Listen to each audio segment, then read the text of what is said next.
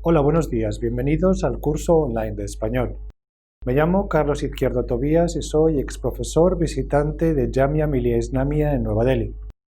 Ahora nos encontramos en el módulo 16 del paper Introducción al cine latinoamericano. El título de este módulo es Historia del cine latinoamericano, parte 16, el cine de Centroamérica y el Caribe. Comenzamos hablando sobre Guatemala. Guatemala recibió el cinematógrafo a la par que el resto de los países latinoamericanos.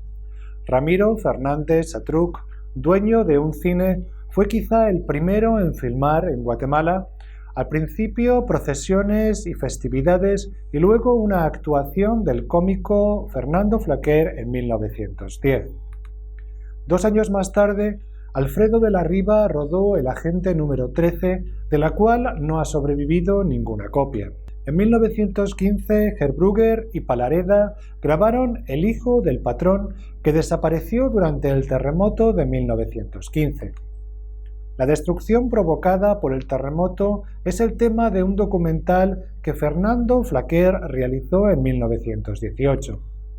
3 años después, los hermanos Salvador y Enrique Morán filmaron las celebraciones del centenario de la independencia. Aunque la tecnología de reproducción de sonido llegó pronto a Guatemala con el fin de proyectar películas extranjeras, la tecnología de grabación más costosa tardó mucho más.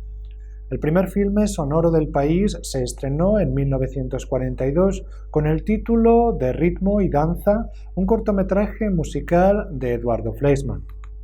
Se dice que El sombrerón de 1950 de Guillermo Andreu Corzo es el primer largometraje sonoro guatemalteco. En la década de los 60 hay un intento del cine comercial por emular el estilo de los filmes mexicanos de entonces. Detrás de estas producciones se encontraban Manuel Cezañe y Rafael Lanuza. En la década siguiente, el cine que se produce es básicamente propaganda para el gobierno, especialmente el apoyado por Jorge Ubico. En los 80, el Grupo Cinematografía de Guatemala realizó el corto documental Vamos Patria a Caminar. La Universidad de San Carlos de Guatemala creó la cátedra de cine a mediados de los años 80 y de sus filas salieron los cortometrajes El soplo del brujo y El sueño del poeta. Nada parece suceder en el campo cinematográfico del país hasta 1994, en el que se estrena El silencio de Neto de Luis Argueta. El filme está ambientado en 1954 y se rodó en la ciudad de Guatemala y la antigua Guatemala. Fue la primera película guatemalteca que traspasó las fronteras del país, ya que se exhibió en Sundance y en San Sebastián. En el año 2000 se vio Ixcán sobre una mujer maya que emigra a Norteamérica. Alumnos guatemaltecos formados en Cuba regresan a su país y realizan el largometraje La casa de enfrente de 2003, dirigido por Elías Jiménez. Al año siguiente se estrenan Lo que soñó Sebastián de Rodrigo Rey Rosa y Donde acaban los caminos de Carlos García Agrat. Otros filmes destacados son Las cruces del 2005 del colectivo Casa Comal y Gasolina de 2007 de Julio Hernández, que obtuvo el premio Nuevos Horizontes en el Festival de San Sebastián. Vamos a hablar ahora sobre el cine de Honduras. Honduras ha tenido una tradición cinematográfica muy discontinua. Destaca la labor de Sami Kafati y Fossi Bendek en los años 60 y 70. Kafati estudió cine en Roma en los 60 y produjo su primer cortometraje de ficción, Mi amigo Ángel, en 1962. Fossi Bendek, que había actuado en No hay tierra sin dueño del 66 de Sami Katafi, rodó en el 79 el largometraje de ficción El reyecito con gran carga surrealista. En los 60, Mario López y Vilma Martínez, que habían estudiado en Argentina, regresan a Honduras.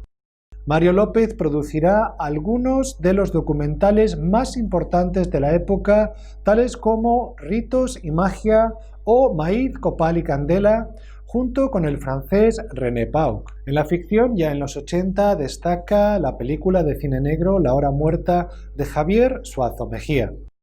La década siguiente muestra el cine realizado por algunos de los hondureños graduados de la Escuela Internacional de Cine y Televisión de Cuba. Anita la cazadora de insectos, ya en el 2001, fue realizada por Hispano Durón, uno de los graduados. Gran éxito consigue en el nuevo milenio Almas de la Medianoche del 2002 de Juan Carlos Fanconi. El cine hondureño produce más y mejor a partir del 2007. Amor y frijoles se estrena en el 2009, Unos pocos de valor en el 2010, No amanece igual para todos en el 2011 y El Sendra en el 2012, por mencionar algunos títulos. Continuamos hablando sobre el cine del Salvador. En El Salvador, las primeras películas del séptimo arte no se proyectaron en salas de cine, sino en espacios al aire libre donde cada espectador traía su silla. Las películas eran proyectadas en los muros blancos de iglesias y alcaldías. La historia de amor entre una campesina y su patrón, las águilas civilizadas, parece ser la primera producción del país. Fue realizada por Virgilio Crisonino y estrenada en 1927. Desgraciadamente, no se conserva ninguna copia de la misma.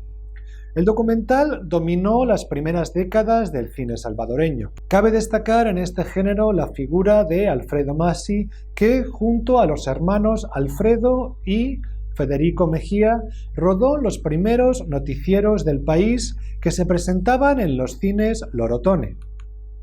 Otras obras de Massi son los terceros Juegos Deportivos Centroamericanos y del Caribe del 35, El Salvador, País en Marcha y La Revolución Simple del 52 al 56 y El Buen Café Salvadoreño del 64 al 65. El primer largometraje salvadoreño fue el documental de José David Calderón, Pasaje al Mundial de 1969, sobre el partido de fútbol en el que El Salvador se clasificó para el Mundial de México del año siguiente. De Calderón es también la primera obra de ficción del país, Los peces fuera del agua, del año 70. Otros cineastas destacados son Alejandro Coto, Baltasar Polío y André Gutfreund. Coto trabajó para el gobierno de José María Lemis. Su obra El rostro del 60 compitió en el Festival de Berlín. Polío es el responsable del primer cortometraje experimental del país, Topilzin, del 75, sobre un niño que vende periódicos. André Gutfreund trabajó en televisión educativa antes de instalarse en los Estados Unidos, donde desarrolló su carrera. El golpe de Estado de 1979 y la consiguiente guerra civil cambiaron por completo el panorama cinematográfico del país. Los grupos insurgentes aprovecharon el medio para defender su causa. Las Fuerzas Populares para la Liberación Nacional y el Ejército Revolucionario del Pueblo crearon sus grupos de cine que documentaron el conflicto. De esta época podemos destacar La decisión de vencer del 81 del colectivo Cero a la Izquierda y El Salvador, el pueblo vencerá del 82 de Diego de la Tesera. Tras el conflicto bélico, el cine de ficción comienza a despertar y el documental decide tratar temas distintos a los sucesos de la guerra. Guillermo Escalón homenajea a Alejandro Coto en el documental Alejandro del 94 y Javier Durán recorre la historia del grupo musical de José Lora en Nacidos para Triunfar de 1994. La migración hacia Norteamérica es un tema que recorre Homeland de 1999 de Doe Scout, Silencio del Amanecer del 99 de Claudia Amaya y Medio Tiempo del 2001 de Francisco Menéndez. Dos documentales tratan la masacre de campesinos indígenas de 1932. Ama la memoria del tiempo de 2002 de Daniel Flores y 1932 La cicatriz de la memoria de 2002 de Carlos Enríquez Colsalvi y Jeffrey Gould. Vamos a hablar ahora sobre el cine de Nicaragua. Nicaragua estrenó en 1924 la primera película filmada en sus fronteras, Las mulas de Pancho Frisione, una producción mexicana.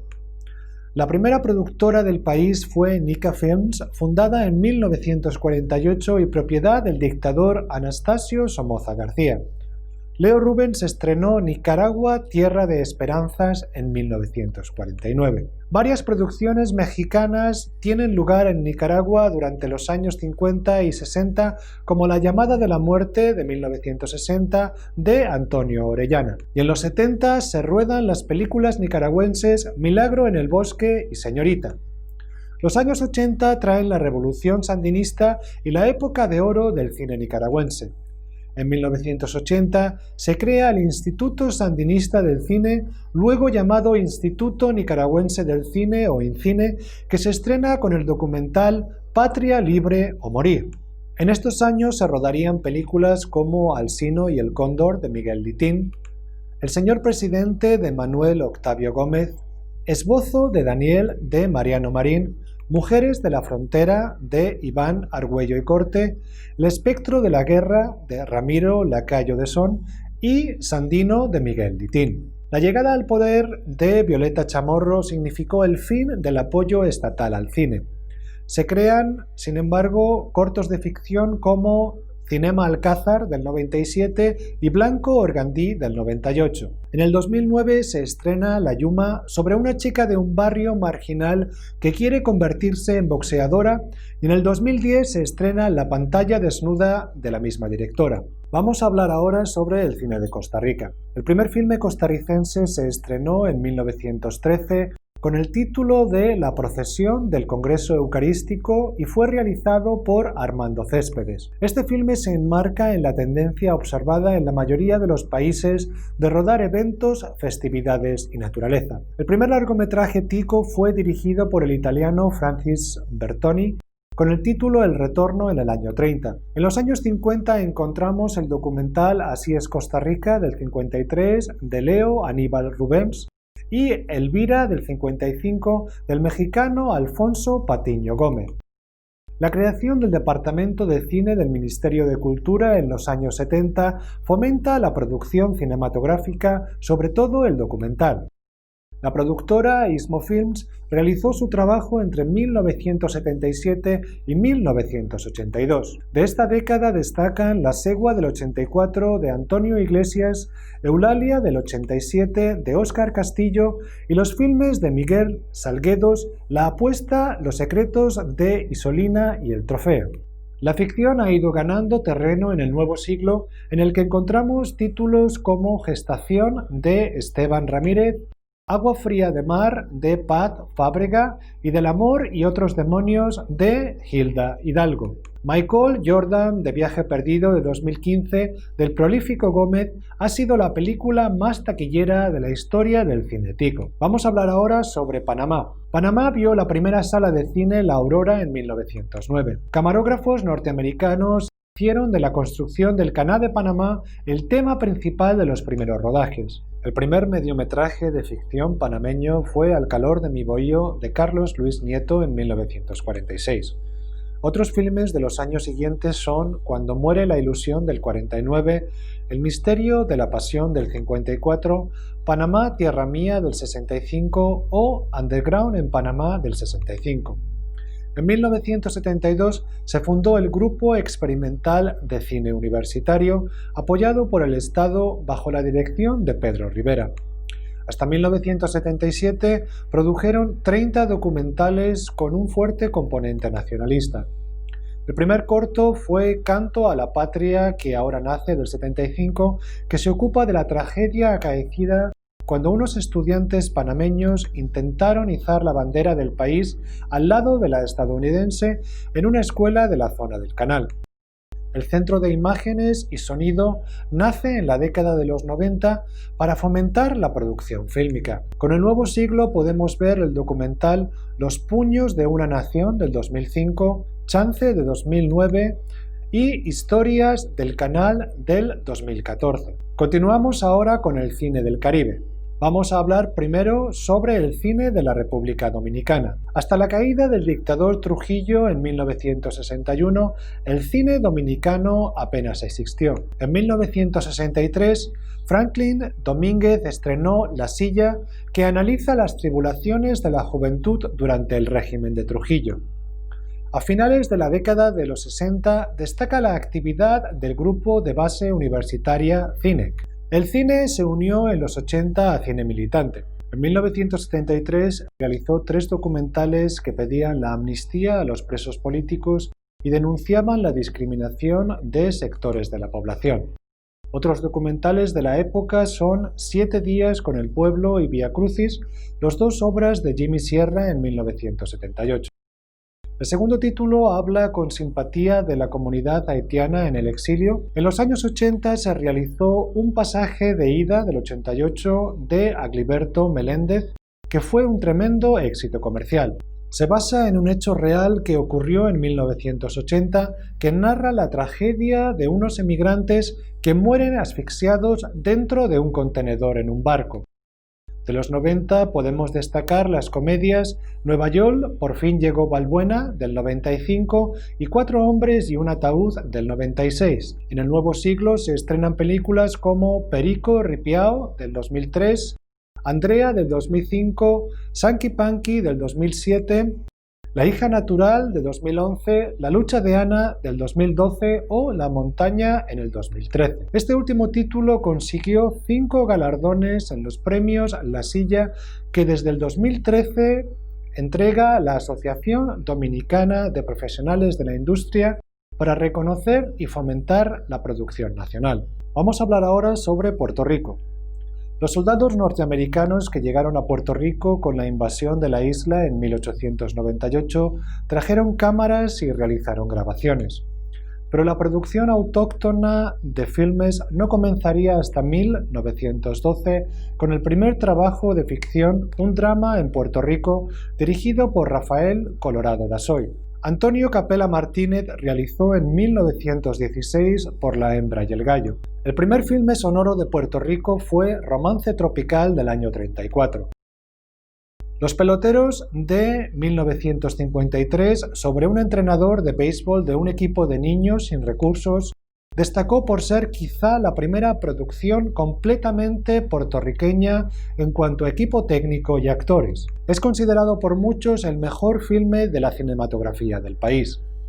En estos años también se rodaron el musical El otro camino, en el 55, y el drama Maruja, en el 58, con el célebre actor de origen alemán Axel Andersson. La isla se convirtió en el escenario de varias producciones extranjeras. Películas como el thriller Man with My Face, del 51, El señor de las moscas, del 63 o Bananas, del 71 fueron rodadas en Puerto Rico. Los años 70 fueron testigos de la aparición de un grupo de documentalistas que buscaba denunciar las desigualdades de la sociedad puertorriqueña que las inversiones norteamericanas habían provocado. Entre sus obras destacan Angelitos Negros, del 76, Destino Manifiesto, del 77, Alicia Alonso, del 78 y Reflejos de nuestro pasado, del 79.